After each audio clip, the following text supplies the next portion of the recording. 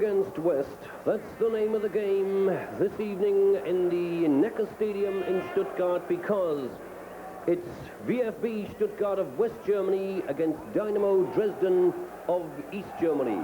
Hi there, I'm Toby Charles with another edition of Soccer Made in Germany, and this really is made in Germany because it's an all-German affair, as I was telling you.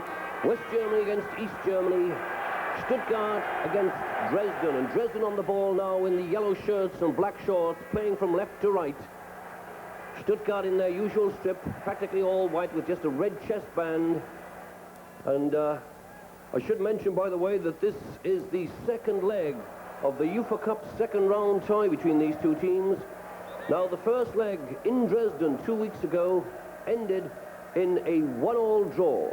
An excellent result for Stuttgart, because that means that they only need, in fact, a goalless draw this evening to go through, because in European competitions, if the scores are level after the two legs have been played, in other words, the away leg and the home leg, if the scores are level, then away goals count double.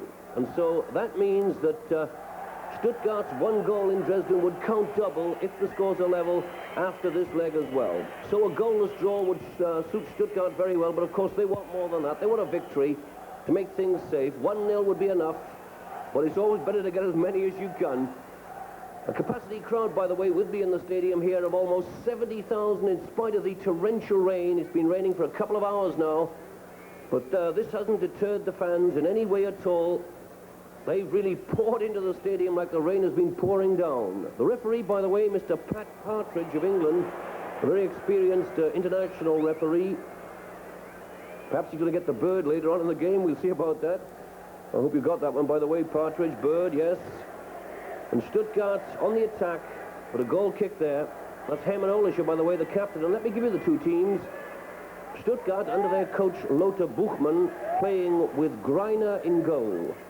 And then the back four of Martin, Holzer, Karl-Heinz Förster and Bernd Förster. In midfield, Hattenberger, that's Roland Hattenberger, Austrian international, Olischer, the captain, and then Hansi Müller. And the three front runners, Schmieder, Klotz and Folkert. Dynamo Dresden with Jakubowski in goal. Their trainer, by the way, Gerd Crouch. And Dresden, the present league leaders in the East German League. Jakubowski then in goal for Dresden. The back four of Helm, Dörner, Schmuck and Matthias Müller. He's left back. Dörner, by the way, young Dörner, the number 3, being described as the Beckenbauer of East Germany. He's a fine sweeper, really organizes the defense. What a chance here, only just over the top. That was Olischer. Coming up quickly on that one. You can see the yellow captain's armband on his left arm. The actual replay of that, the ball just going over the top. But anyway, Jakubowski had it covered. And the midfield three in the Dresden team, Hefner, Weber and Schade. Gerd Weber, by the way, the number 8 in the Dresden team. Keep an eye on him. Many people are talking of him as the best player in East Germany today. And the three front runners, Trautmann, Kotter and Duschner. Duschner, the number 11, just 21 years of age. Bernd Martin with this free kick now for Stuttgart. Up until last Saturday, Dresden were unbeaten in East Germany. In fact, they'd won their first 7 games in the East German League. They'd scored 20 goals and had only 2 scored against them. But then last Saturday, they lost against a very lowly placed team, Auer, by 2-1 in the East German First Division. And Stuttgart actually lost by 6-2 in Düsseldorf. So neither of these two teams have had very good premieres, but of course, those games have already been forgotten. This is the one that counts now. Which of these two teams is going to move on to the third round of the UEFA Cup, the European Football Union Cup? Stuttgart in white or Dresden in the yellow and black. Folkert trying one. Oh, and that wasn't far off target. Georg Folkert hitting that one just wide of the post. Bent it round the wall, got it round the wall well. And I think a couple of centimetres closer to the goal and Jakubowski would have been in trouble there. That's Jakubowski there, placing the ball. These East-West games between West German and East German teams always pull in the crowds. So the treasurers of all soccer clubs in Germany, especially in West Germany, love to have games against East German teams because they know they're going to get a full house. And that'll certainly improve their bank balance. Number 2 there on the ball, that's Helm, Jürgen Helm.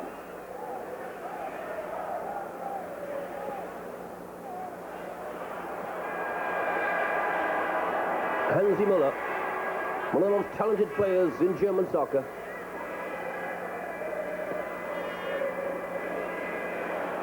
Stuttgart, of course, can't afford to take any risks or any chances because 1-0 would also be enough for Dresden. Because don't forget, away goes only count double offside. Now the whistle's gone. That was Ben Klotz going for that one. The away goals only count double if the scores are level. With the spectacles there, Lothar Buchmann was with Darmstadt last year, but now the trainer of Stuttgart. Of course, if Dresden won 1-0, the overall result would be 2-1 on aggregate, so they'd go through to the next round. And there's certainly not a team to be taken lightly. Oh, that wasn't far off target either. Greiner reaching for that one. That shot coming in there from the number 10, Peter Kotter. There's the Dresden team bench with their coach, Gerd Crouch. Dragan Holzer. And Karl-Heinz Förster. And you can see because of this rain, the ground cutting up. Certainly not easy for the players. Number 9, by the way, that's Trautmann. Bent Förster, but Trautmann trying to get in a tackle. Going to be a corner. Good run by Bernd Förster, young West German international fullback.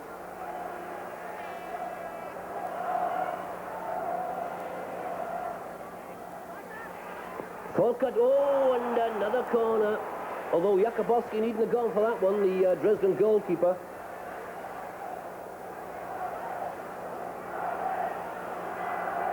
And Volkert's going to take the corner himself. Not a good one. But the Stuttgart outside left.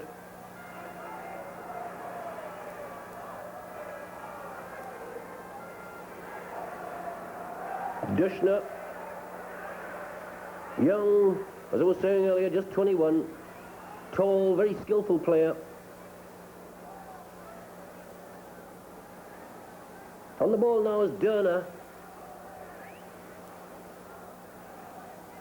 He's the man, as I was telling you, was described as the Beckenbauer of East Germany.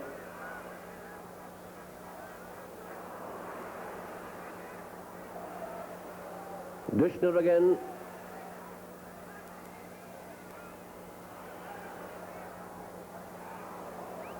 Dresden, of course, can't just concentrate on defense. They've got to keep pushing forward.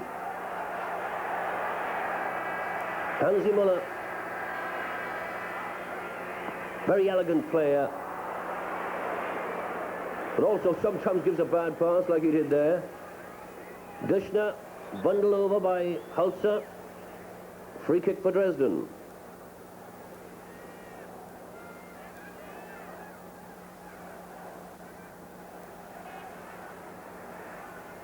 Oh, against the post! What a good effort that was by Trautmann. A tremendous shot. That ball rebounding off the post. Just watch it now. Hits it with his left foot from way outside the area. Greiner diving over. He wouldn't have got to that one. What a good effort that was by the Dresden number 9, Trautmann. The rebound coming out but going way back over the bar. But that was a let-off for Stuttgart there. There's Trautmann. Jürgen Trautmann, by the way, not an international. At the moment, there are, let me think, 1, 2, 3, 4, 5, 6 internationals in this Dresden team. 4 of them current internationals, and 2 of them who've played in the past before.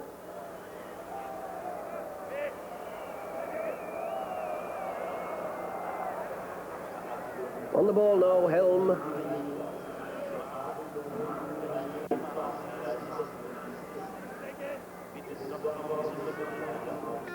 Schmuck.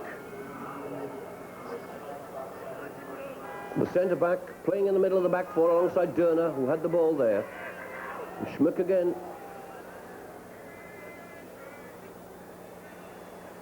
Both teams using safety-first tactics, which is very sensible actually on a pitch like this, where the ball really skids through.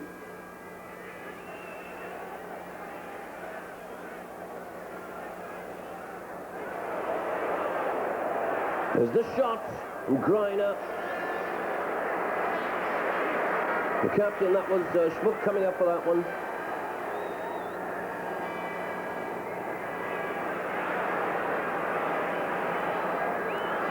Martin. Herman Olisher. You can see over there in the distance the packed terraces. The umbrellas up where the fans are not under cover.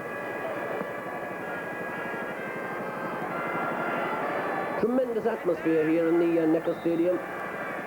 The stadium which was modernized, renovated for the 1974 World Cup Series. Really beautiful stadium. As I was saying, could hold about 70,000 fans.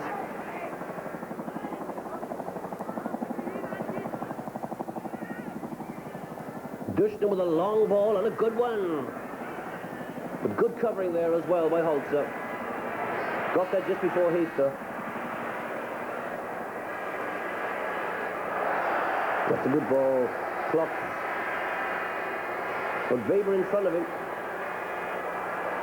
Into the side netting. Goal kick.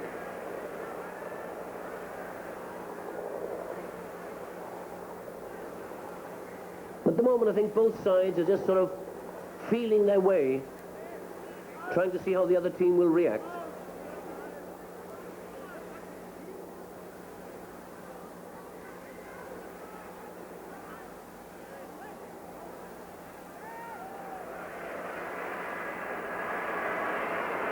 Some good tackling, actually, by both sets of players. Of course, this sort of ground is ideal for the sliding tackle. Folkert shielding the ball well there from Helm.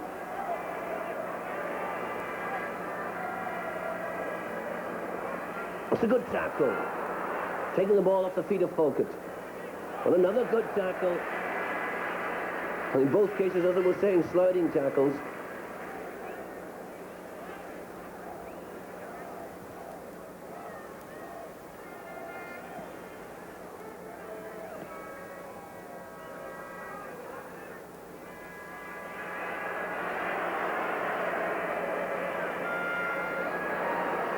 That's Ben Schmieder, by the way, the Stuttgart number 7, leaving it for Martin for the throw-in.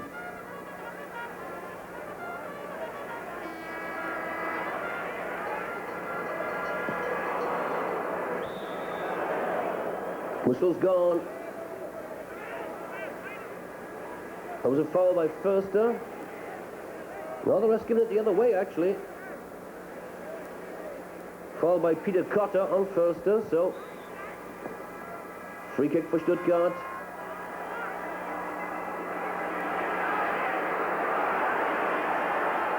Long shot. Jakubowski. Good effort that was by Förster. Karl-Heinz Förster, the number 4.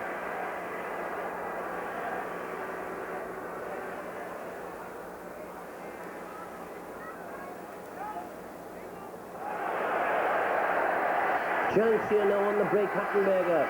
Austrian international, but a good tackle. And Hansi Müller. Oh, here's a chance now, but the whistle's gone. That was a good chance for Ben Förster to break through.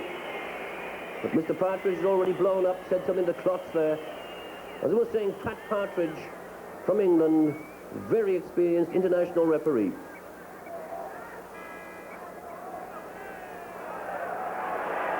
Hattenberger, very powerful player, Roland Hattenberger.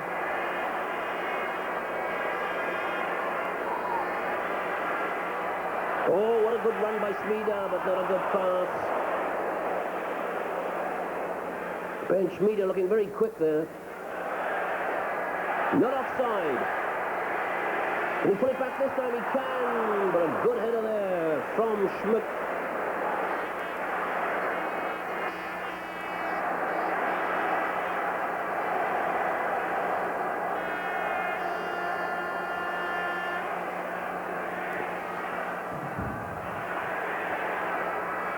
Over the top, no trouble at all for Jakubowski. Hansi Müller there, the number 10 of Stuttgart. Current West German international. Just look at a part of that huge crowd. I certainly wouldn't like to be out there in the rain. I'm much happier up here in my commentary box.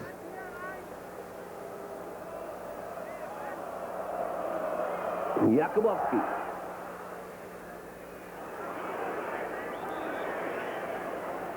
Whistle's gone, dangerous play, free kick Stuttgart.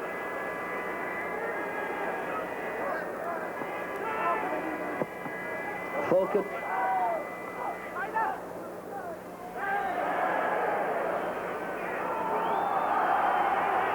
Ball given against Stuttgart. As you can hear from the fans, they don't like it. Falkett trying to tell the referee to keep his eyes open, I think.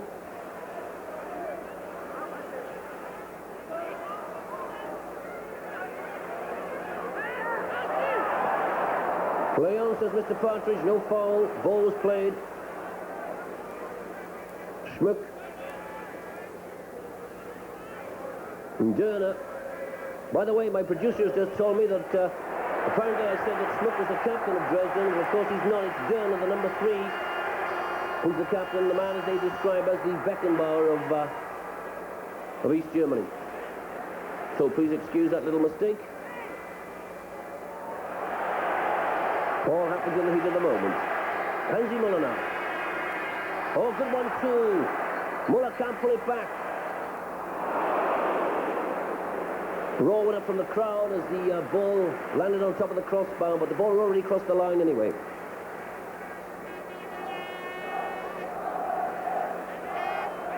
The Dresden team bench there. Still anybody's game. 0-0 the score. No score, in fact. After 1-1 in the first leg in Dresden. No score here in Stuttgart.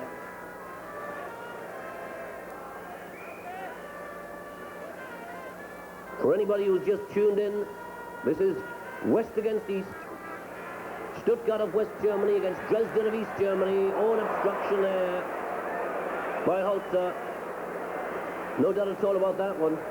Dragan Holzer, the Yugoslav international sweeper.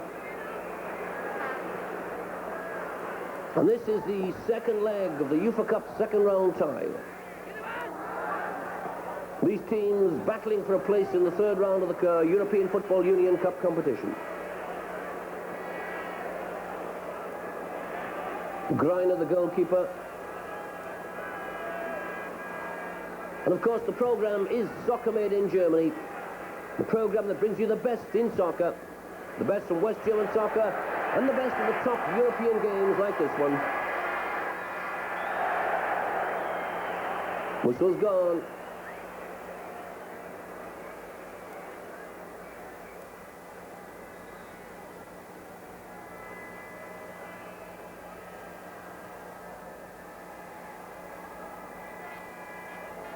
Free kick. Schmuck getting up there. And Helm. Falkett going in. Massive defenders, massive bodies, in fact, in the area there. The bad one. Cotter. Good tackle.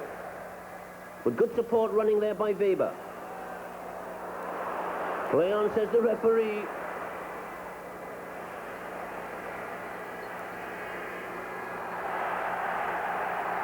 Schmieder, can he get a shot in? Oh, running into trouble. Could have gone the other way. Klotz. Got a deflection on that one, so it's going to be a corner.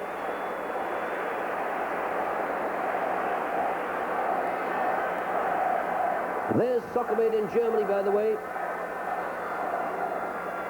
I should mention that so many of you have written into us asking for our new booklet, the Soccer Made in Germany booklet. And so in a few moments from now, have your paper and pens ready, because we're going to show you the address you can write to for the booklet. We've been talking about it a lot. We've had many inquiries.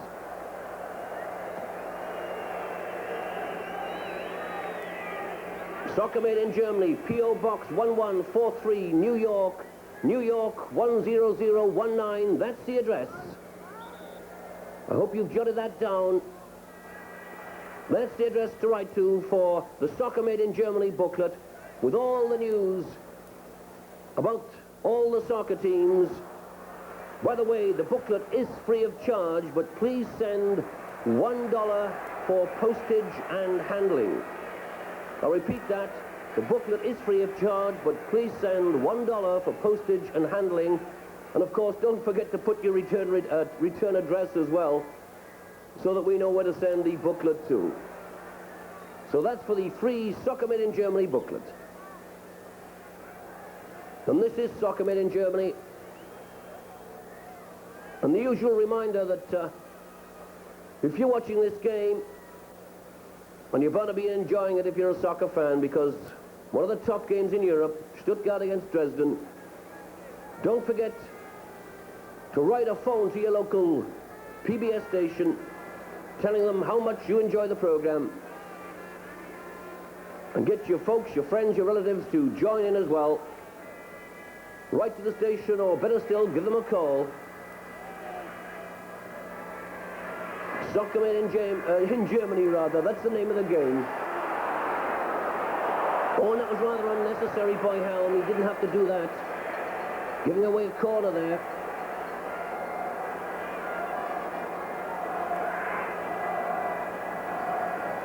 Folkert. Just past the post.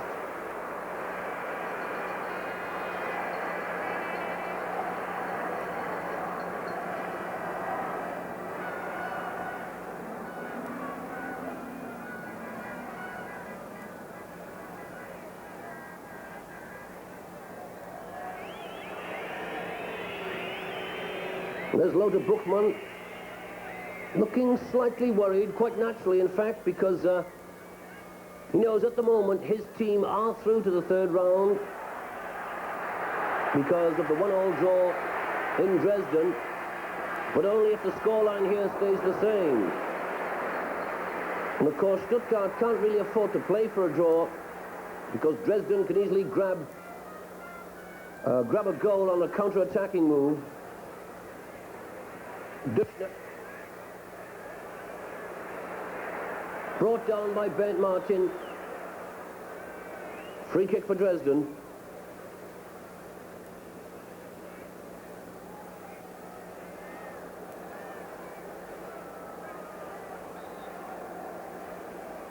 Into the box it goes. What a chance here for Schmuck. Schmuck should have taken more time with that. He had time, he had room. Hit it wildly.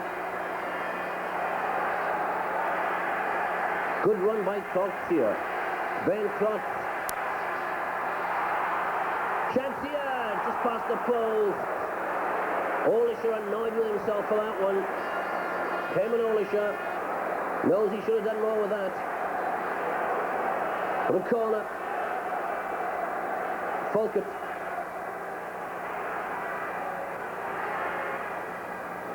Folkert again.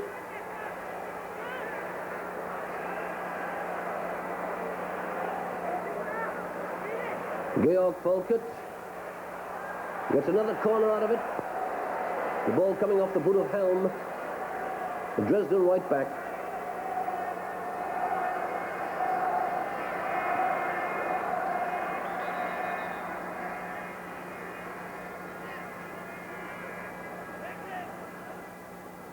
The referee talking to Förster, and also to Cotter. Jakubowski punching clear.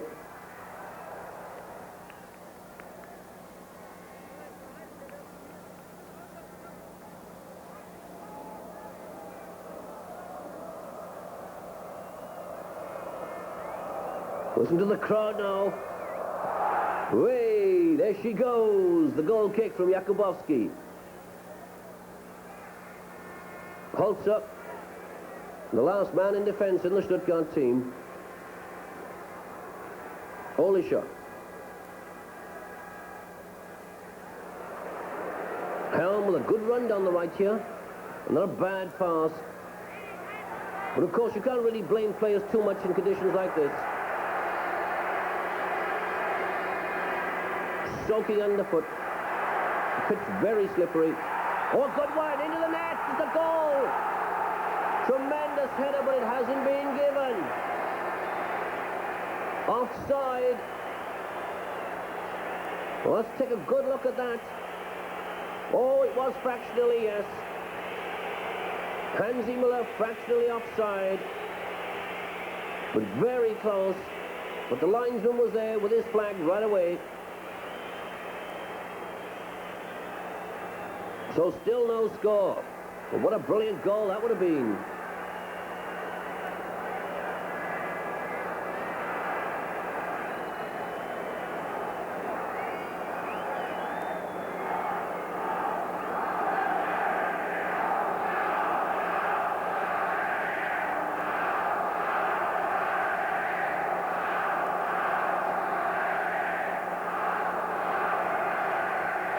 Just listen to these fans here, the Stuttgart fans, cheering their team on, shouting VfB, German for VfB, VfB Stuttgart.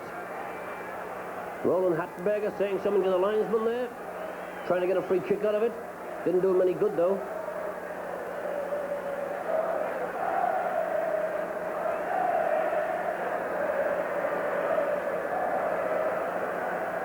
Now and again, by the way, when East European teams play here in West Germany, a player from the East European club, whether it's Romanians or Bulgarians or Hungarians or Czechs, a player now and again decides to stay here in West Germany. In other words, does a Bolshoi ballet act. But as far as I know anyway, there aren't any dancing defectors amongst the Dresden players. Not so far anyway, they're still all out on the pitch. What happens afterwards, of course, is anybody's guess.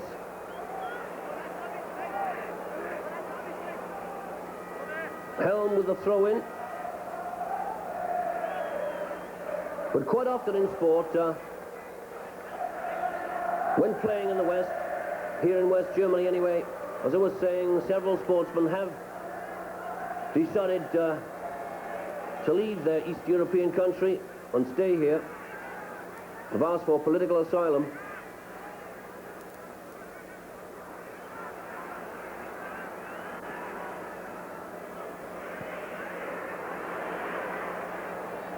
But first of all, I'm sure that Dresden want to win this game before they start doing any defection. Corner for Dresden. There's Lothar Buchmann again with his spectacles on the end of his nose, on the top of his nose anyway. Not steamed up as yet.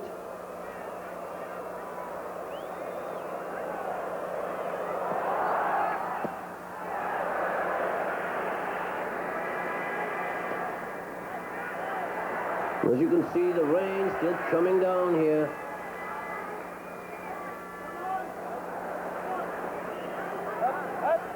Matthias Müller with the throw-in. And Helm. That's Schmuck.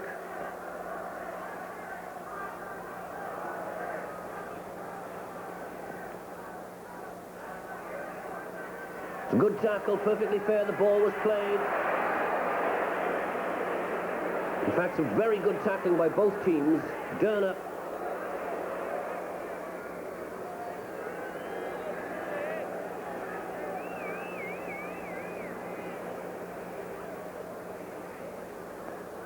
Certainly not an easy night for the goalkeepers because this ball very slippery indeed, of course.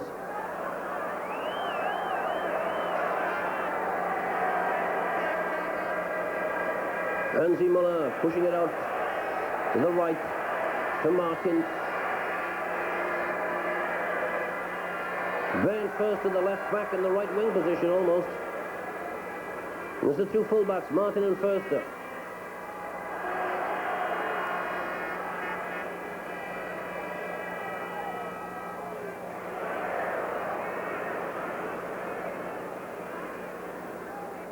Goal kick. Again, Jakubowski in no hurry.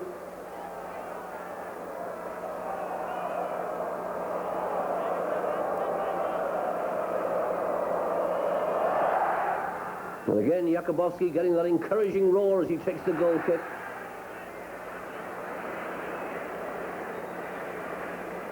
Free kick.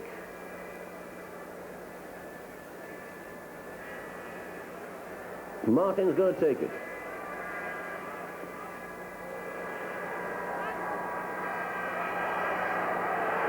Oh, that was Hansi Müller.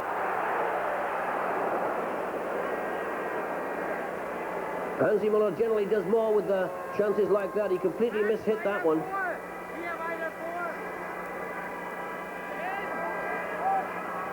First with a throw-in.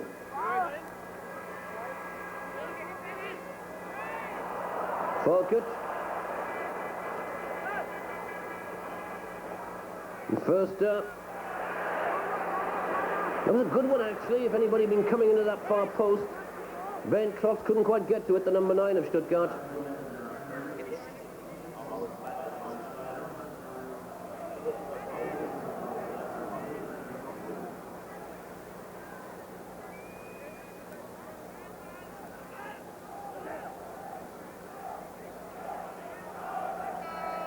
Müller, that's Matthias Müller of Dresden.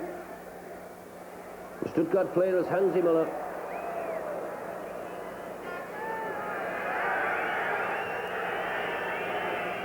Free kick.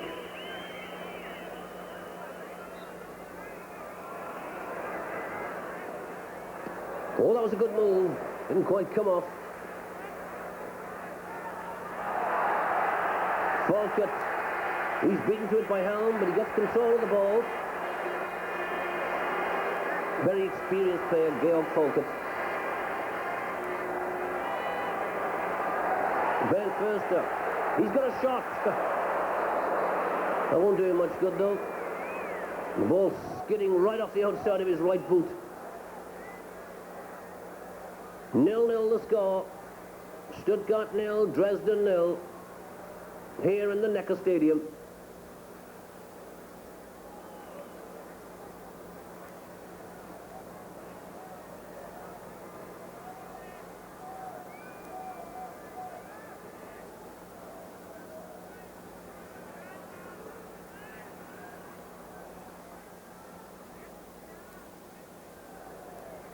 I make it about 30 minutes to go to half-time.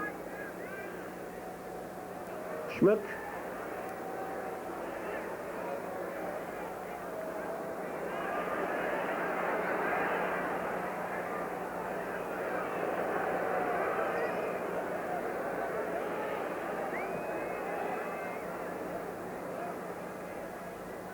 And these players, I feel very sorry for them because they must be soaked through to the skin.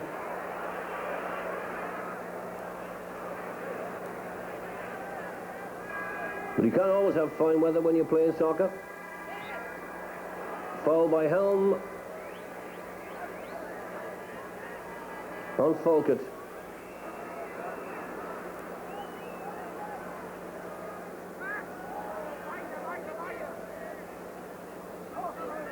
Mr. Partridge telling the masseur that it's not necessary to come on.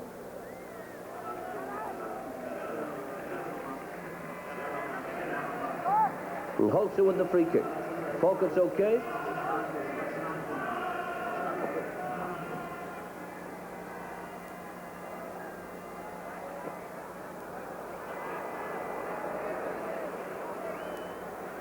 Throw in for Dresden.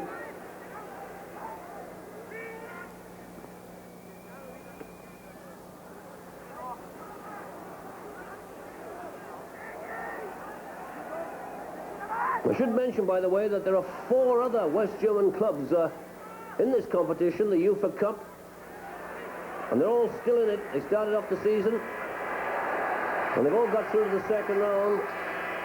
They include Borussia Mönchengladbach, Bayern Munich, Kaiserslautern, and Frankfurt. And of course, Stuttgart almost going one up there.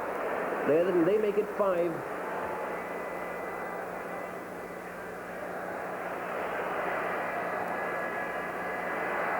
And on this program, Soccer Made in Germany, is the offside? He wasn't, but anyway, Jakubowski came off his line very quickly, got there before Klotz. On this program, Soccer Made in Germany, which brings you the best of German soccer and European soccer, you'll be able to see in future programs Inter Milan of Italy against Borussia Mönchengladbach of West Germany. And in the European Champions Cup, the West German champions Hamburg against the Soviet Union champions Dinamo Tbilisi. And also in the Cup Winners' Cup competition, Fortuna Düsseldorf against Glasgow Rangers of Scotland. Yes, soccer's the name of the game. And this is the program that brings you the best from the world of soccer.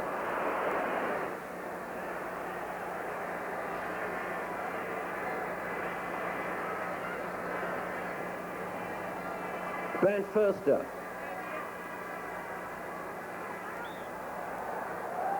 Instruction by Helm.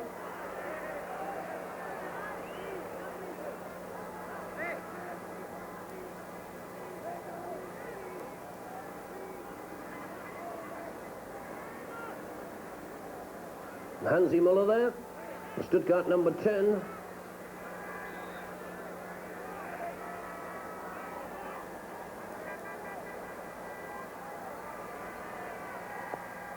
Oh, trying to bend it round the two, inside that near post, around the two defenders. Not quite working out.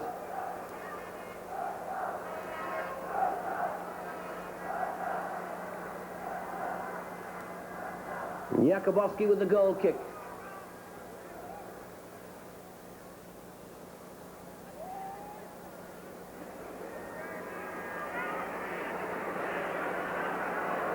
Karl-Heinz Förster with a long one.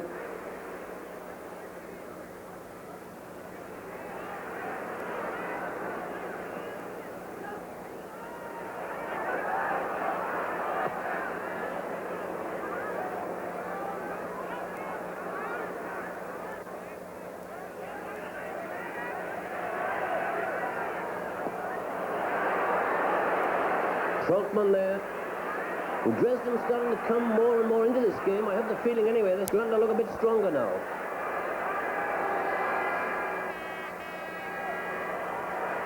Of course, just before half-time is always a very good moment to get a goal. Very important psychologically. It's always good to get a goal, of course, but especially before half-time. It's a nice feeling to go into the locker rooms at half-time with a goal under your belts.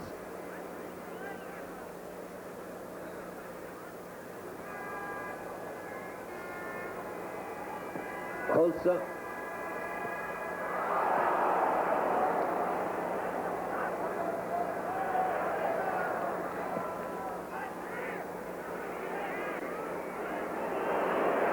A lot of room over on the left there. Dürschner. Right across the face of the goal, but nobody coming in on it. Of course, on a slippery ground like this with the ball gathering speed, it's very difficult to judge the pace of the ball.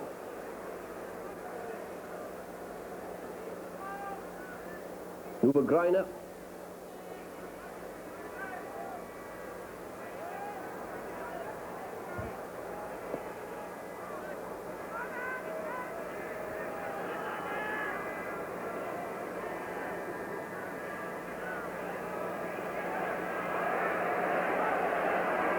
Dragan Holzer.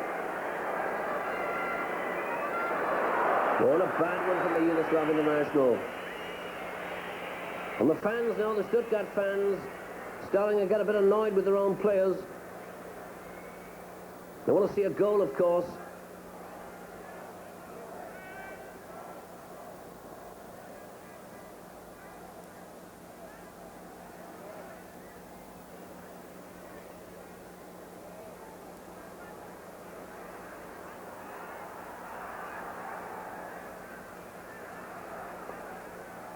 It's a long one there from Müller. Too long. Matthias Müller having to rush back into defence.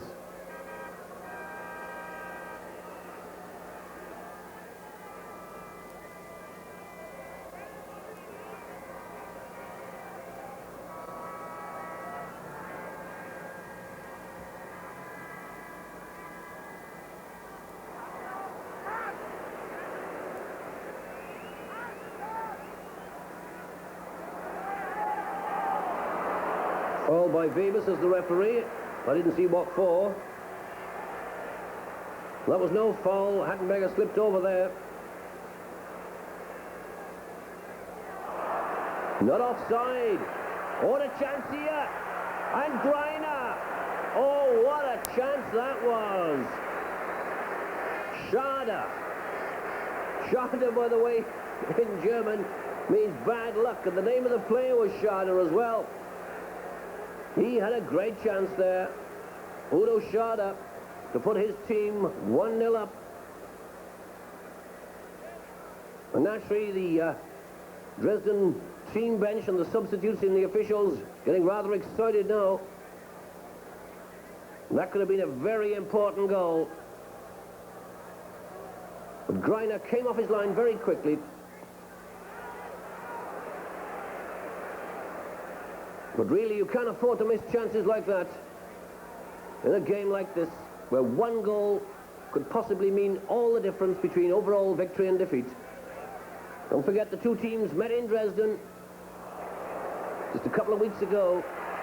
A 1-1 draw was the result there. Hansi Müller.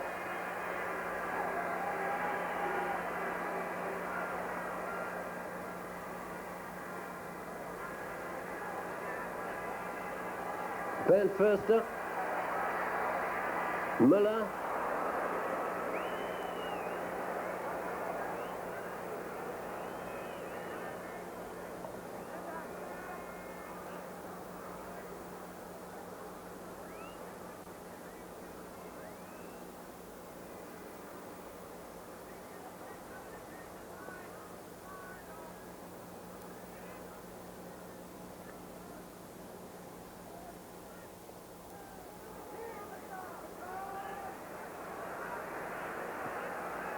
good tackle.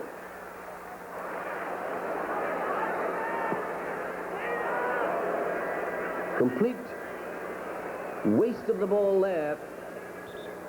But again, as I was saying earlier, it's so difficult in these conditions to control the ball. Peter Kotter, a very experienced player, East German international, he couldn't do it there. Ball really going off the outside of his right boot, way over the top. In conditions like these, when it's pouring down with rain, when the pitch is soft and slippery, it's so easy to make mistakes.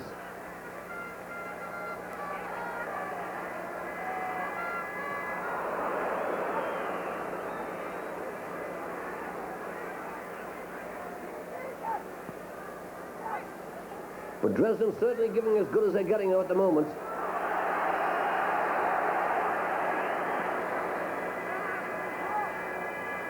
Falkett.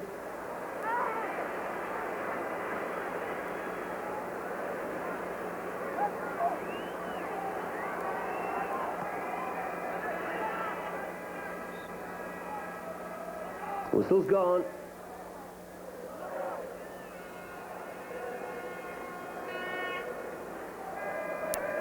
Dragan Holzer. Referee, Mr. Partridge, looking at his watch. And there's the half-time whistle. Pat Partridge, the English referee, has blown the whistle for half-time here in the Neckar Stadium in Stuttgart. The end of the first half of the second leg of the second round tie in the UEFA Cup between VfB Stuttgart and Dinamo Dresden. A game in which both sides have given everything, but so far they haven't been able to get the ball into the net. The half-time score, Stuttgart 0, Dinamo Dresden 0.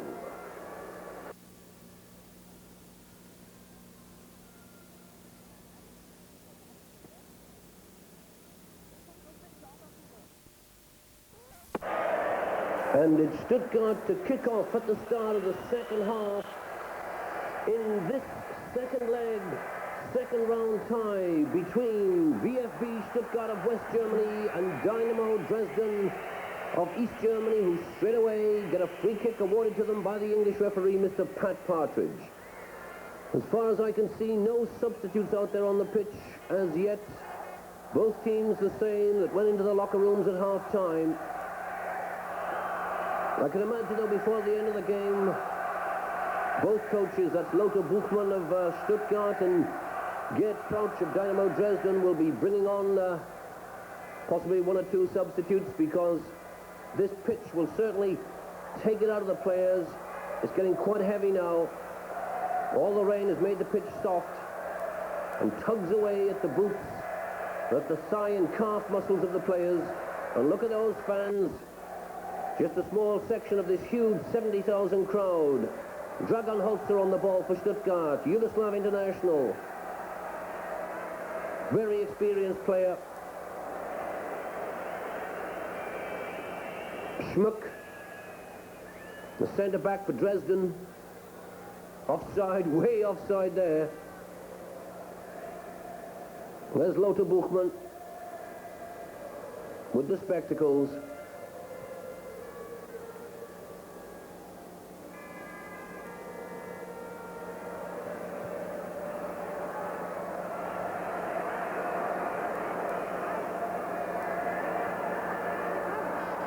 It was good play there by Weber. Gerd Weber, as I was saying in the first half, regarded by many as perhaps the best player in East Germany today. He hasn't had much chance in this game, though, to show his talents. Trautmann goes down there, fouled by Karl-Heinz Förster.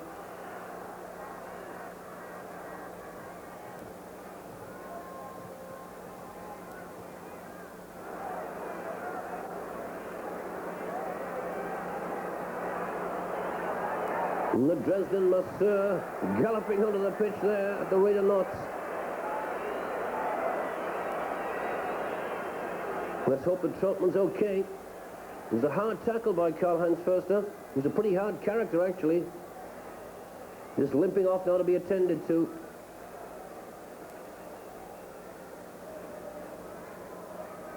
The free kick coming to Weber.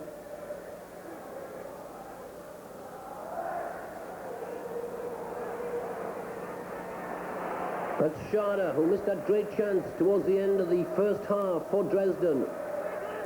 And Greiner. There's Hansi Müller.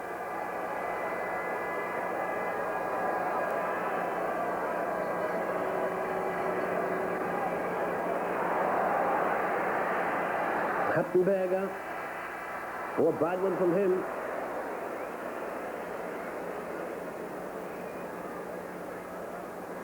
And Schade. There's Trautmann back on. He seems to be okay. Which is more than I can say for my voice, which seems to be going at the moment because I've been shouting so much after that very exciting first half.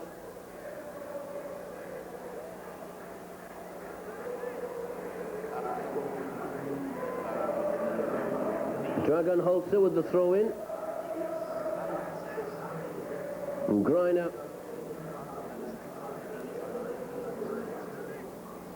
Dresden, by the way, playing with the wind in this second half. You may be able to see from the corner flags or from the linesman's flags that the wind, as you're looking at your screens, blowing from right to left, blowing behind Dresden, in other words. So if they're sensible, they'll be trying one or two long shots from outside the area, getting a bit of extra force behind the ball through the wind. The wind actually now stronger than it was in the first half. Bernd Martin. And Volkert. Helm alongside him, or in front of him anyway.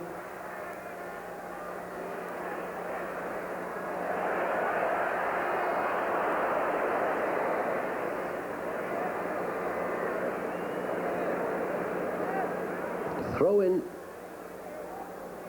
Bernd Martin's going to take it. It's going to be a long one by the look of things. There he goes.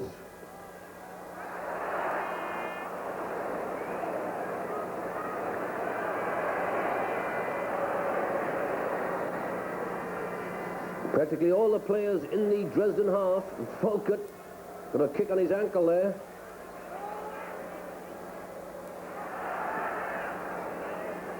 There's no way that Schmieder was going to get to that one. And Georg Volkert crawling off the pitch there. Holding the back of his ankle.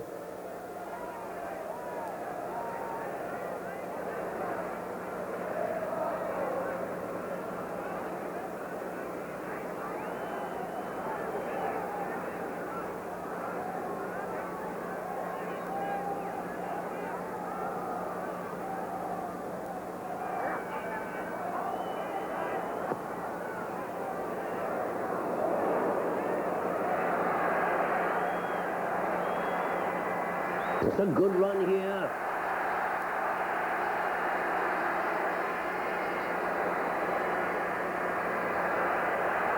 Good run and a good cross. Hermann Olischer there, the captain, just couldn't quite get to that ball.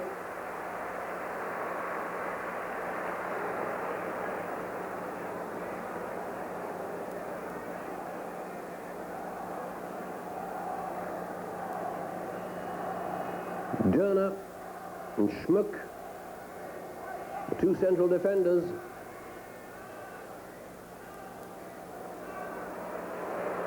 No, too far ahead. That pass from Schmuck, a little bit too hard. So a goal kick for Stuttgart.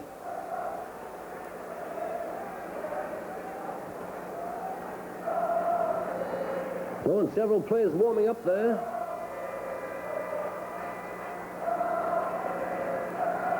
Perhaps we will be having one or two substitutions.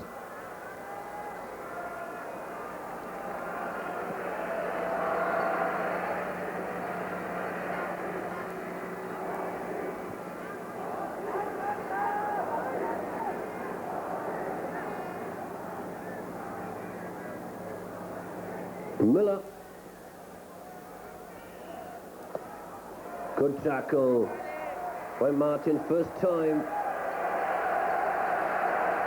Georg Volkert coming back on. Seems to be okay now. Treading just a little bit gingerly, but otherwise he seems okay. And Schmuck.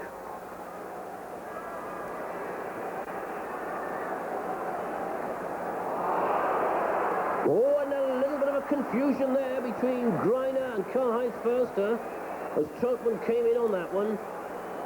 That could have been dangerous indeed. That was a let-off for Stuttgart there. I think they were also lucky to get a goal kick out of it.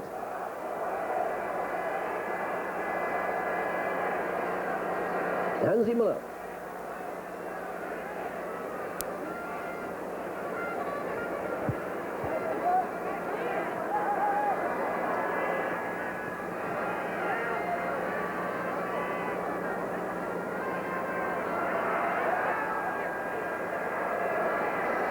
Bent Martin pulls it back well.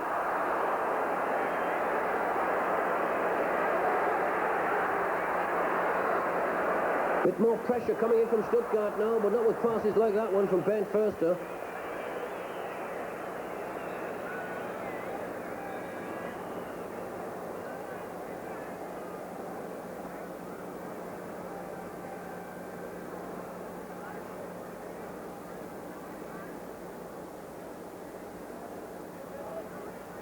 Cotter. Down goes Duschner, but play on, says the referee. Martin. I like the look of Bent Martin this evening. He's playing well in defence. He's taken every opportunity to move forward down his right flank. Karl-Heinz Förster. There's Olischer. And Volkert, who seems to be okay again. Beaten this time though by Helm.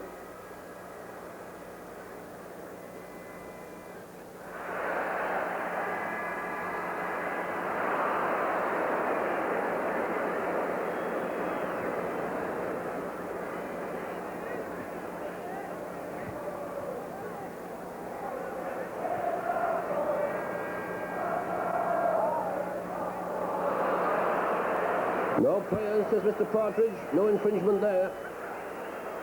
Young Dushner, 21 years of age. Very exciting winger. Of course, these are not the conditions for him. Down he goes.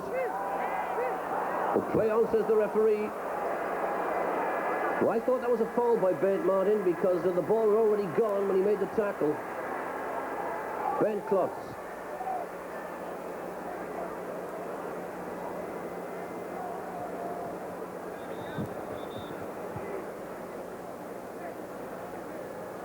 Holtz are leaving it.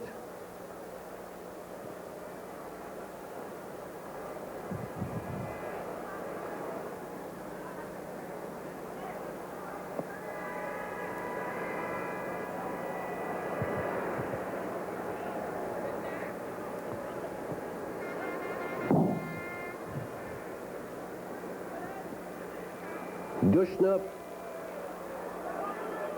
and Troutman. No relation, by the way, to the great Bernd Troutman, who was a prisoner of war in Britain.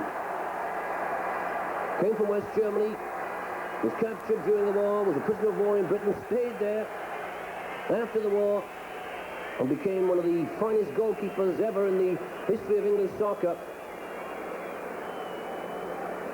Played in goal for Manchester City of England, winning a cup winners' medal. Also voted Footballer of the Year in Britain. But this Troutman here playing for Dresden, no relation to the great Bernd Troutman.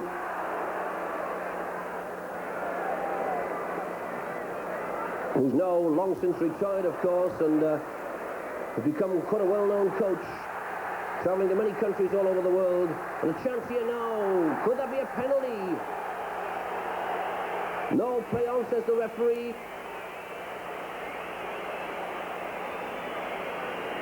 The fans don't like that, as you can hear from their reaction. Long pass, but offside. One of the Stuttgart players still sitting in the area. Bernd Klotz took a bump on his ankle. That tackle just now.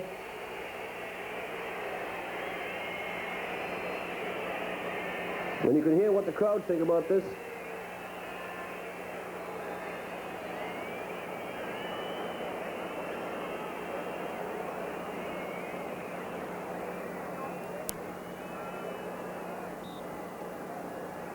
The goal kick taken by Jakubowski.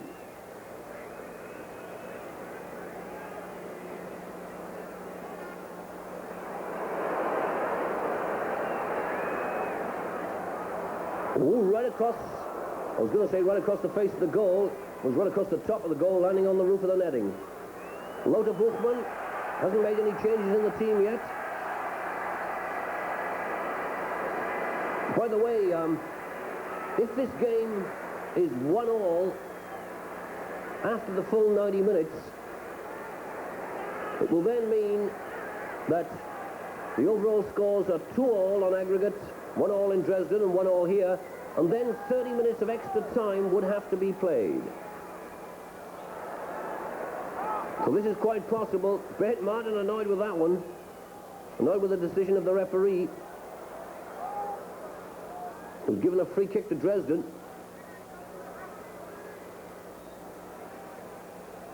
Schade is going to take it. But so far, no score here in Stuttgart, in the Neckar Stadium. VfB Stuttgart 0, Dinamo Dresden 0. And this scoreline, if it stayed the same, would be enough to put Stuttgart through to the next round of the UEFA Cup competition. Because, as I was saying in the first half, if the scores are level after the two legs, after the home and away games, then away goals count double. And Stuttgart got one in Dresden, but Dresden haven't got one here. Not yet, anyway. But there's still plenty of time for that.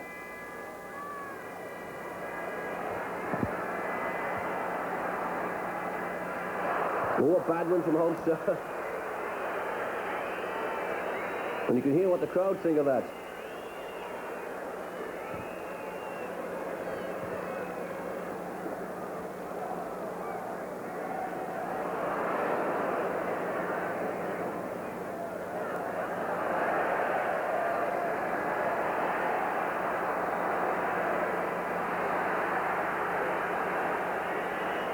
Mr. Partridge incurring the wrath of the crowd there.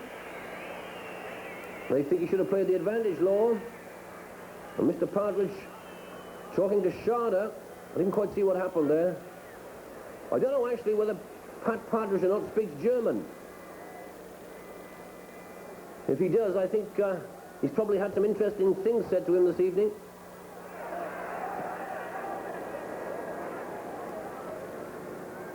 Because on several occasions, neither Dresden nor Stuttgart have been very happy with his decisions.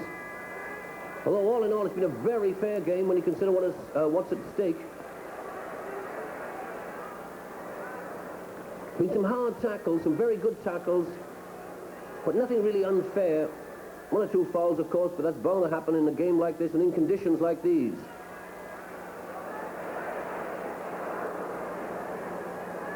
Karl-Heinz Förster. Oh, that's a good interception.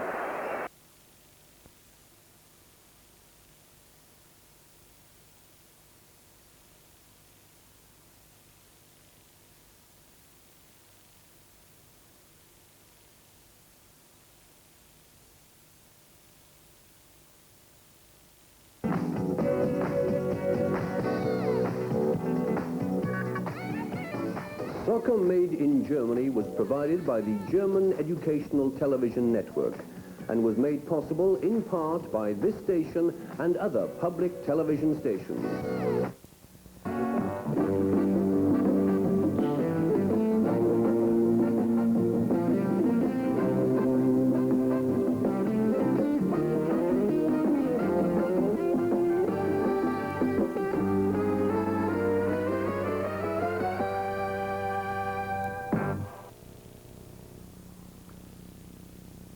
Hi there, this is Toby Charles saying hello and welcome to the Meazza Stadium in Milan, in Italy, to the top UEFA Cup game, that is the European Football Union game, between Inter Milan in the dark strip, playing from right to left, and Borussia Mönchengladbach of West Germany, all in white, playing from left to right.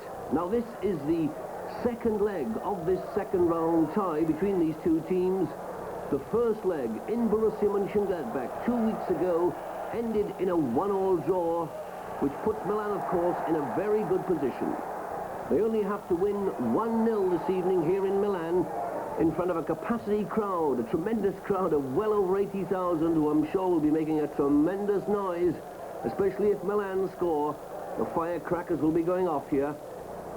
So as I was saying, Milan only have to win 1-0. In fact, they could theoretically gain a goalless draw and still go through to the next round, because in Europe, if the scores are level after the two legs have been played, then away goals count double.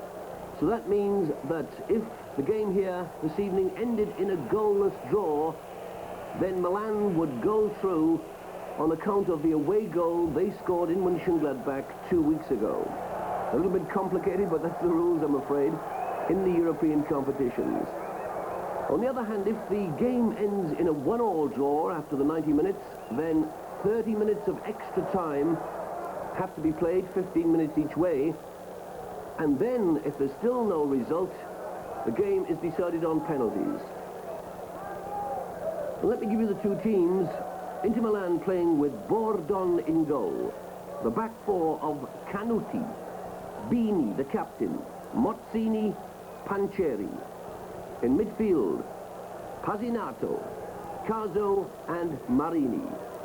And then up front, Oriali, Altobelli, brilliant centre-forward who scored the goal in Mönchengladbach 2 weeks ago. And then, with the number 11 on the left wing, Muraro. Borussia Mönchengladbach with Kneipp in goal. He made such a tremendous mistake in the first leg 2 weeks ago, which let in Milan for that equaliser after Hannes had given Borussia Mönchengladbach the lead. So Kneipp in goal. Klinkhammer, Hannes, Schäfer and Flair. And then in midfield, Matthäus, Kulik and Nielsen. And the three front runners, Del Hayer, Nickel and Lean in there with the number 11. This game very important, of course, for both sides, especially financially, because If they stay in Europe, then they could go on to earn more millions of marks in gate money. But of course, getting knocked out would put an end to all their financial dreams. On the ball now, Christian Kulik, Mönchengladbach captain. I should mention, by the way, that Borussia Mönchengladbach are the holders of this trophy. They beat Red Star Belgrade in the final last season. That's a two-leg final, by the way. They gained a draw in Belgrade, and they won 1-0 in the home leg, which was actually played in Düsseldorf, which is not far from Mönchengladbach. The referee, by the way, very experienced, world-class referee, Mr. Palatai from Hungary, who's refereed many World Cup matches in the past. Free kick for Milan. On the ball there's Pazinato, fine midfield player. Looking for the overlapping fullback, Pancheri. Wants to go down that left flank, Pancheri. That's a good one too. Pancheri again. Pazinato. Oh, and that wasn't far off target. A good shot there from Pazinato. And Knipe diving across his goal.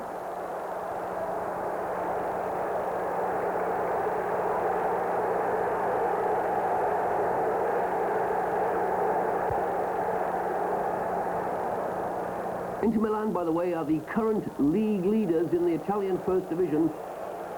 Undefeated this season so far in Italian league matches. And in Europe as well, for that matter. Got through their first round of the UEFA Cup quite comfortably. And then, as I was saying, getting a very good 1-1 draw in the first leg of this second round tie in Mönchengladbach. On this program, Soccer Made in Germany. The game this evening is the UEFA Cup tie, the European Football Union Cup match between Inter Milan of Italy and Borussia Mönchengladbach from West Germany. So actually this soccer match, not made in Germany, but certainly involving a German team, and it's a goal! Altobelli has scored! What a fine goal that was! Altobelli, unmarked again, got away from Frank Schaffer. So Inter Milan go 1-0 up. Here's that scene again. There's the cross from Muraro. At the far post, Oreali and Altobelli. Not offside. Knipe had his hand up for offside, but it wasn't. But the Palatai was right there. They go 1 up. And of course, on aggregate now, they're 2-1 up after that score of 1-1 in the first leg. Corner for Mönchengladbach. Kulik taking it. Another corner.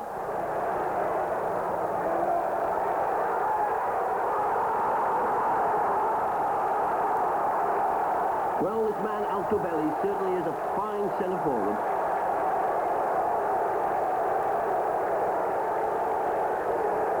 High one from Kulik to the far post, but it's over the line. Hannes was there. Wilfried Hannes, the Mönchengladbach number 4, moves upfield for these set pieces, for the corners and free kicks.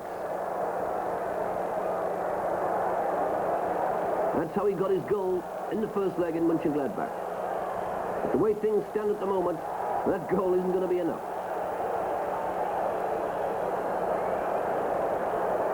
The score here in the Meazza Stadium.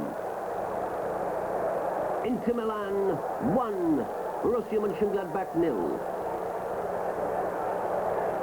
Well, it was difficult enough for the West German side beforehand. It's going to be even more difficult now.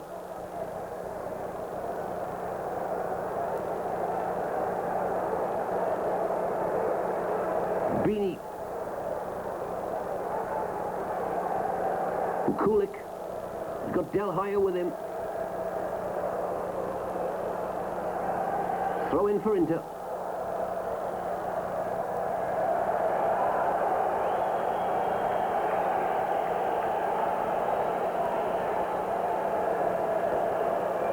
What a chance here. Hannes annoyed with that, with his teammates, because under pressure, they're not marking tightly enough. The Milan defence at the moment, much better organised.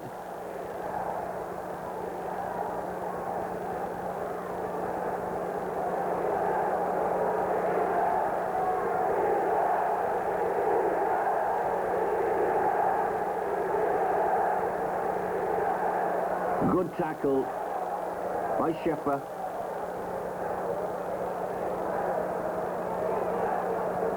But the Milan players tackling early. That's Canuti. Caso.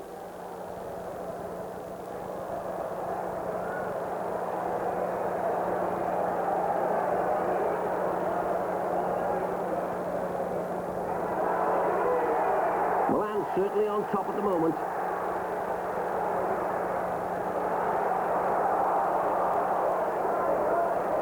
Hannes leaving it for Kneipp, the goalkeeper, who on this occasion certainly couldn't be blamed for that goal by Altobelli. Had no chance at all with that one. And Bini there, as always, sweeping up at the back.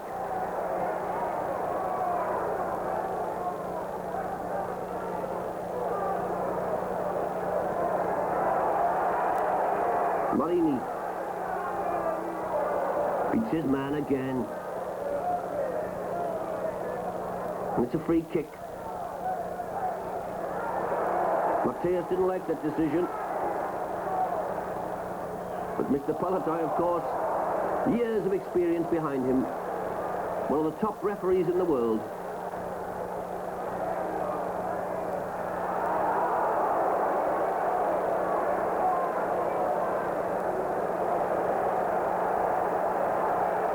Pazinato. He's got Marini alongside him. It's a good ball, switching play completely. And Kneipp.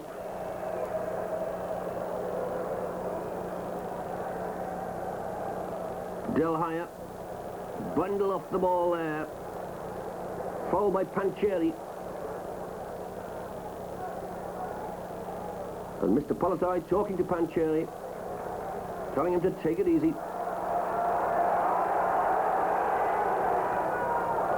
Del Haya stepping gingerly, but I think he's okay.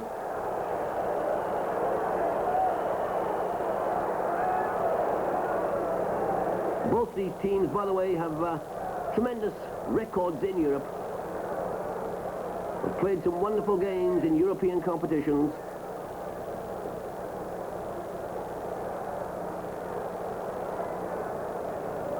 In fact, back in 1971, it was Inter Milan who knocked Borussia Mönchengladbach out of the European Champions Cup. And the way things are at the moment, they could knock Borussia Mönchengladbach out of the UEFA Cup as well. Bini, he's here, there, and everywhere, that man.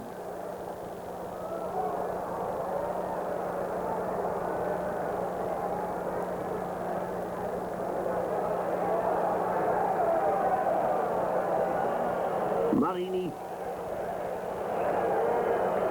Stopped this time. Nielsen back to his keeper.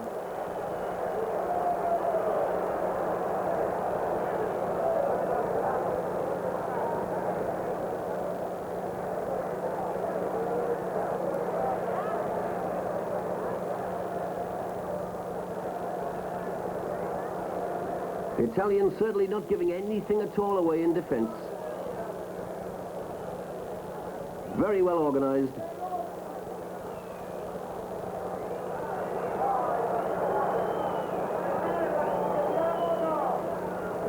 Tackling first time, always in position. Pazinato.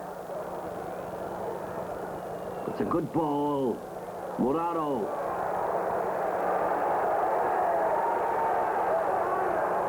Altobelli.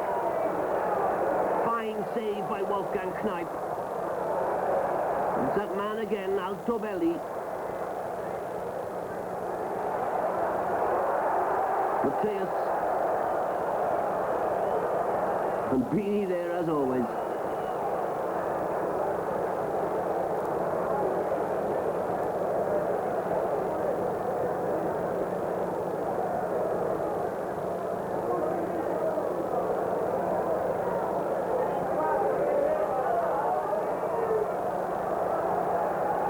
Pancheri.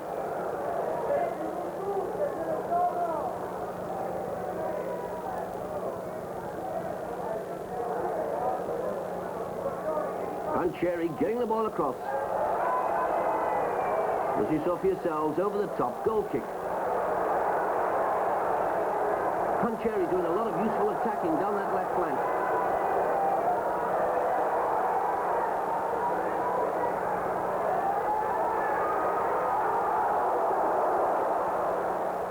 Knight with the clearance. Nickel. Oh, it's in the net! What a goal by Harold Nickel! He's delighted and saw the whole Mönchengladbach team. Well, I haven't seen a goal like that for a long time. Take another look at it. Nickel hits it, and look at the distance. What a shot! Hits the underside of the crossbar and bounces into goal.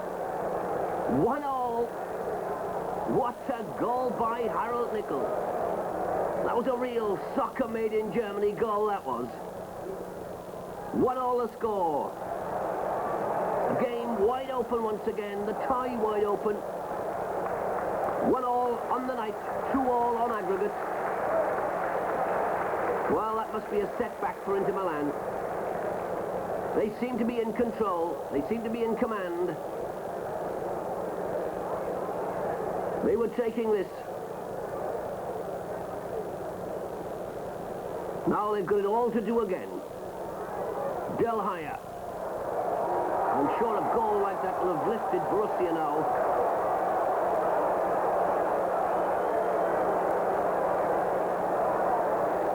Beanie.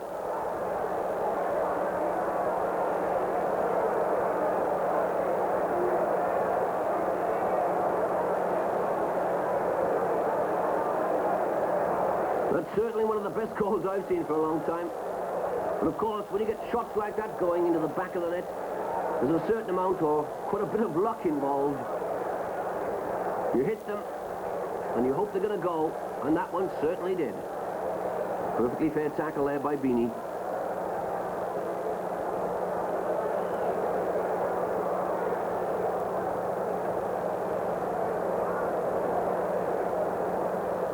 Don't forget the program you're watching is Soccer Made in Germany. The program that brings you all that's best from the world of soccer. The top German games, the top European games like this one, Inter Milan against Borussia Mönchengladbach. And in the not too distant future, by the way, this program will also, by special demand, be bringing you a review of the 1974 World Cup finals in West Germany. After the televising of the final between West Germany and Holland, we received so many letters asking if we couldn't show some of the other games as well, and the final once more, and a chance here for Inter, but blocked as you saw.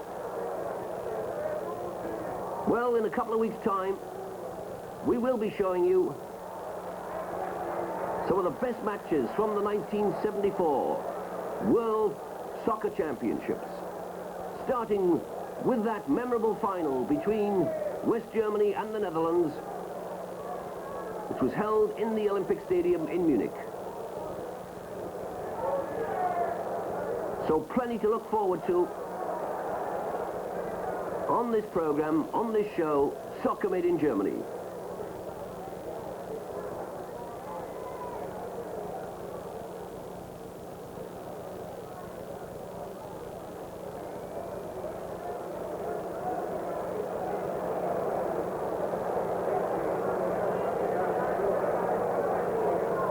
And naturally, of course, now, Borussia Mönchengladbach having pulled back that goal. What a goal it was. Looking a lot more confident, finding their men better, playing good possession football.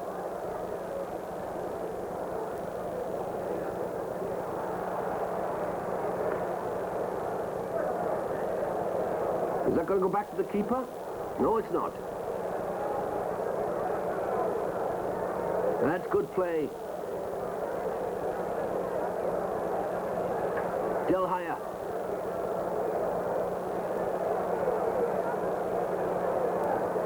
Good cross coming in there. There's the shot. High wide and not very handsome at all.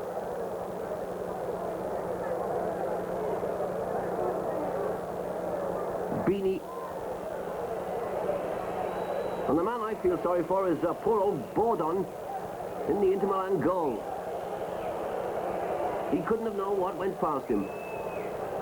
That incredible shot from Harold Nickel, the Mönchengladbach number 9.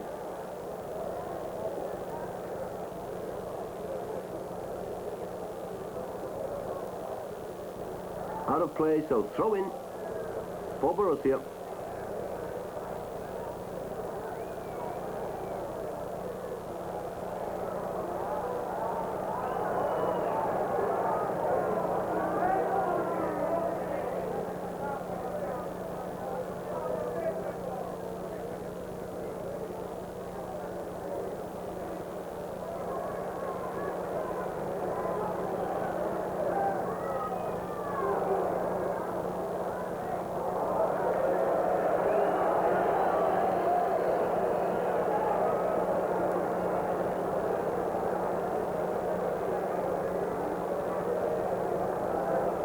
Kulik with the back heel, there's the shot, and Bordon. That's young Flair, the left back playing in the right wing position, but that's modern soccer for you. The days are gone when you used to have 2 full-backs, 3 half-backs and 5 forwards. Now they're all defenders and they're all forwards. Playing total football. The kind of football really that the Dutch perfected at the 1974 World Championships. And don't forget, as I was saying, in a couple of weeks' time, on this program, on this show, you'll be able to see some fine examples of that great soccer style that the Dutch perfected.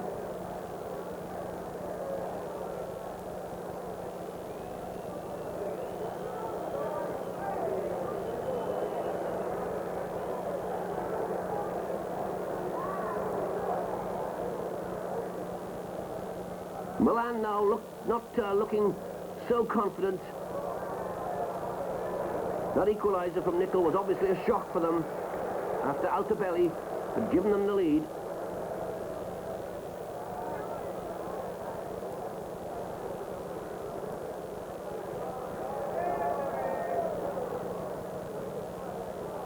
Hannes.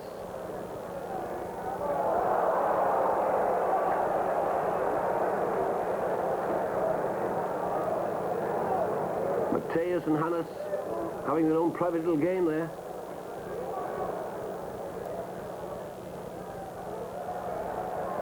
It'll go back to Kneip, it does. Shortly before half-time, of course, Mönchengladbach, after getting that equaliser, not taking any chances.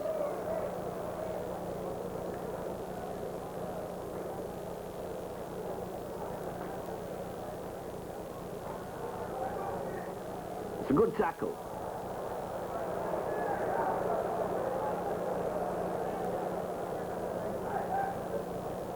Hannes.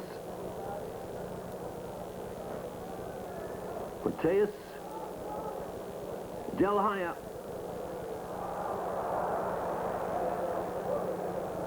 And Milan now certainly not so confident, not finding their men so well. Oh, and that was, as it turned out, it was a good backheader, but it could have been very risky indeed.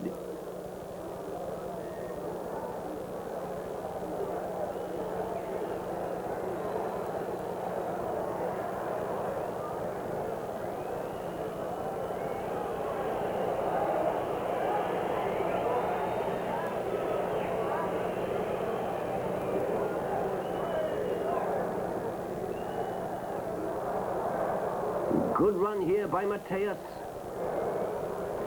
And he's brought down right on the edge of the area. That could have been dangerous. No, it was young Flair. He and Mateus look very much alike. Both young players, both 19 years of age, fairly long hair.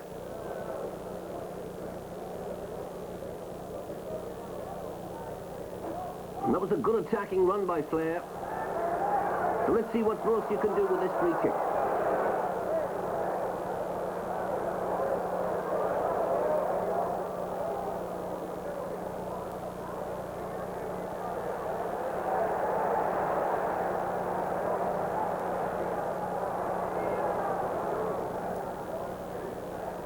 There's a shot, it's blocked. A shot coming in from Kulik. Oriali, the man blocking it. And Lehnen. And Nickel was there, waiting in the middle for that one, but it didn't come over. Marini.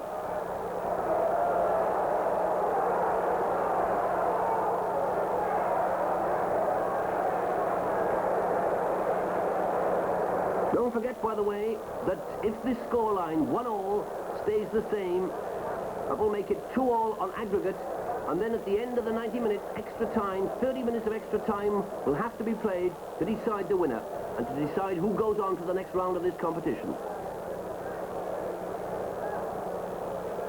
Who's it going to be? Inter Milan or Borussia Mönchengladbach?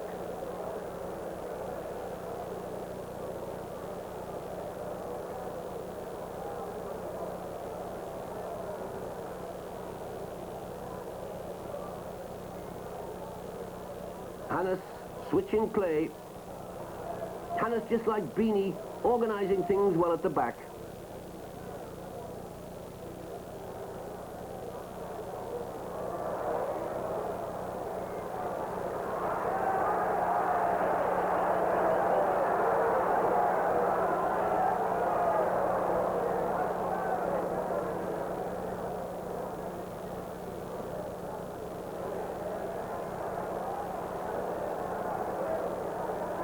And my monitor here in the stadium, flickering a bit.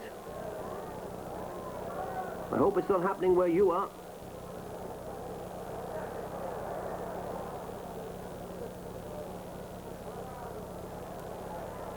Naturally, just before half-time, this possession play, and then the bad pass. You can't afford to do things like that. Pancheri. Marini.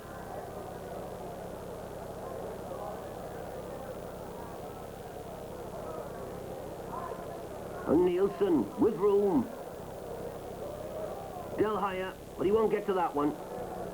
That's good covering again by Beanie.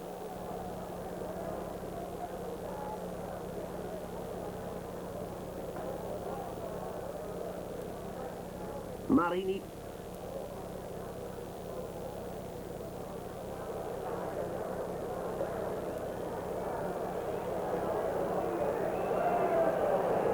Schäfer coming in there. Good tackle. That's Nickel, the goal scorer. And the whistle for half-time with the score here in Milan, 1-1.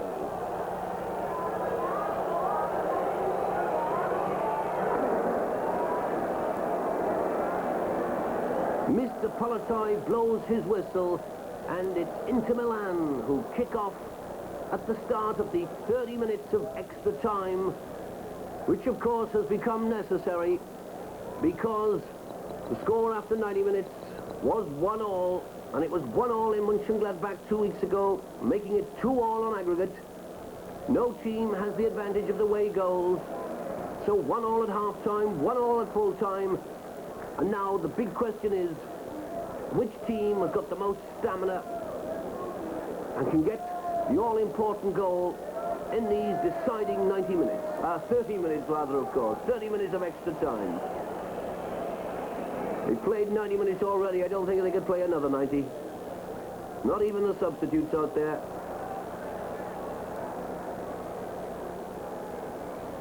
It's interesting, by the way, that the substitutes that have been brought on by Inter Milan. Mönchengladbach still haven't used any substitutes. So, of course, in these 30 minutes of extra time, they can bring on 2 fresh players. Whereas Milan have used up their 2 substitutes. Beccolotti coming on for Oriali and Ambu coming on for Muraro. Beccolotti, by the way, a very talented player, Italian international, and normally, of course, first choice player in this Milan team, but he still hasn't fully recovered from an injury, and the trainer Bestellini didn't want to risk Beccolotti, but he's taken a gamble now and brought him on. And Bordon, Pasinato. What a tremendous match this has been. 2 fine goals in the first half. Good end-to-end play, with Inter looking by far the more dominating side early on. But then that tremendous goal after 33 minutes from Harold Little. Pancheri, Altobelli, and he's done it again! What a brilliant goal by Altobelli! Altobelli has put Inter Milan 2-1 into the lead, and that could be that could be the decider. It was Pancheri who made the goal with this run again down that left flank, feet still high. Perfect cross, and there's Altobelli, a brilliant diving header into the far corner of the net. No chance at all for Knight. Schäfer was with Altobelli, but he still couldn't stop this brilliant centre forward. There he is, the man of the moment. The Italians going wild with delight, of course. Who can blame them? Altobelli has probably put Inter Milan through to the next round of the UEFA Cup. But there's still about 26 minutes left. 26 minutes of extra time. And now it's going to need all the grit and determination and willpower that Mönchengladbach have got if they're going to get back into this game. And they're going to bring on a substitute. That's Norbert Ringels, you can see down there, with his curly hair. Ringels is coming on. So Borussia Mönchengladbach are going to use their first substitute. You can see Jupp Heynckes there, the coach, talking to the referee. And don't forget, by the way, that from us, you can get a 30-page colour booklet on Soccer Made in Germany. It contains all the facts and figures of clubs, players, the show itself. In fact, everything which will help you to enjoy the program even more. The booklet is free, but don't forget to send $1 for postage and handling. And the address is Soccer Made in Germany, P.O. Box 1143, New York 10019. And the game's going to be restarted with a bounce ball.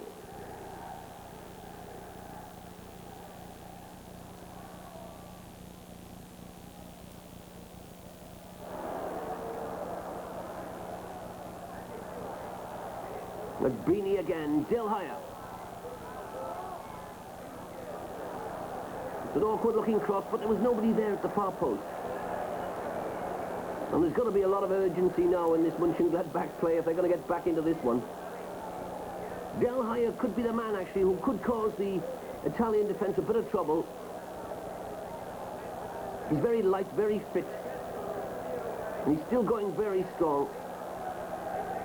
Even though he's now been playing almost 100 minutes. Beccolotti.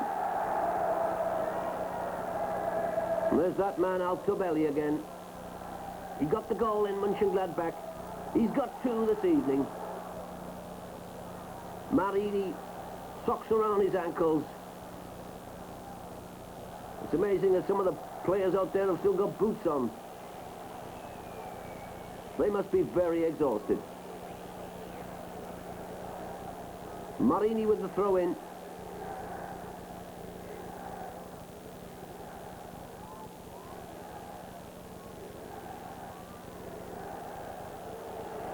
Looking for Del Higher, but not a good pass.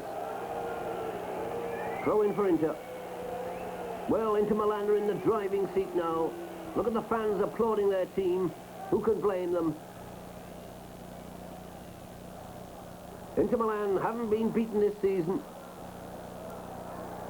And it doesn't look as if they're going to be beaten now.